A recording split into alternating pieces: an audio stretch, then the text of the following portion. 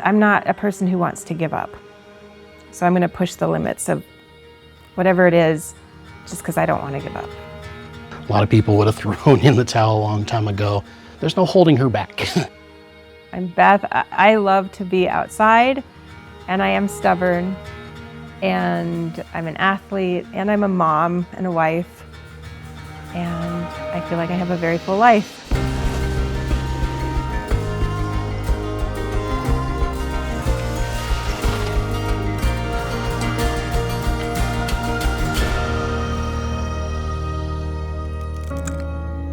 I grew up as a person who loved to be outside, but my big sport was really running. We won the state championship for cross country in high school, and 2 weeks later I woke up and my legs were numb. It took 3 years from when I was 17 and had numb legs until I was 20. When they actually came up with a diagnosis, they determined, well, maybe you have MS. Multiple sclerosis means many lesions. For the most part, that means lesions in your brain, but an anomaly for my MS is that all of my lesions are in my spine, which is most likely why it's affected my walking a lot. She required a lot more assistance to walk, or was even using a wheelchair in the past. She always had it in her mind that something, her work ethic and such, was going to eventually put her on the other end where she was going to improve. As long as I could remember, especially when I was really young, you were always in a wheelchair. You were the only one who would tell me, hurry up, Mom. Yeah. Nobody else was going to tell me to hurry up. Many people said, take your time, and I'd be like, that's... So I always loved when you'd be like, hurry up, Mom. I asked the doctor if I should just lie down on the floor and die. He said, your life's going to be fine. It just might be a little different than what you planned.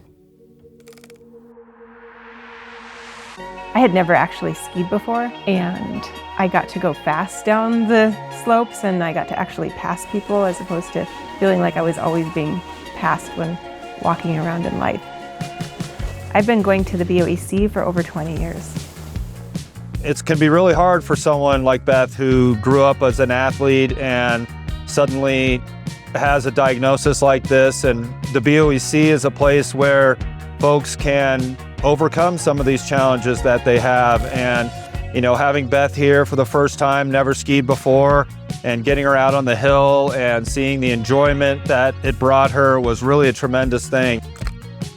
I think that the staff is such an integral part of the BOEC because you'll talk through with them how they can help you, what you might need to be successful, and they're always very positive. When she was strong enough and started to stand up and ski, she had to start over again, and it was a little struggle, but she worked really hard and overcame it. But when I stood up for the first time to stand ski, I could see all of the mountains and the scenery and just how beautiful it was. It's a lot of fun. It's skiing, but then you also have this social element. I think continuing to go back every year has been important for me because I can see the progress that I've made, the things that I'm able to do differently than a year ago.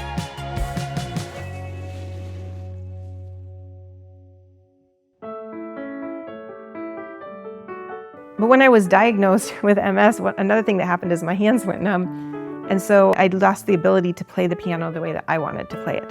And it's only in the last couple years that I've gotten that ability back.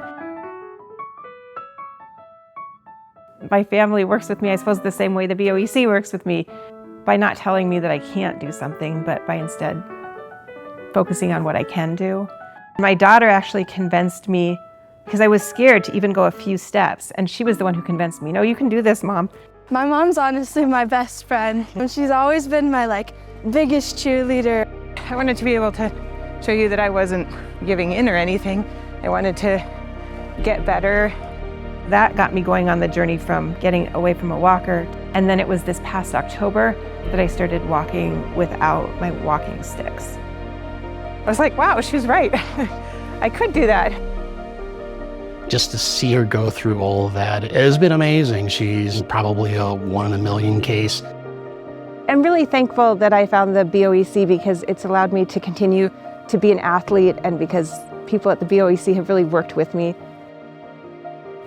I think that I don't ever want to give up on the idea that I could run again. Even in the darkest times, there was that underlying thing.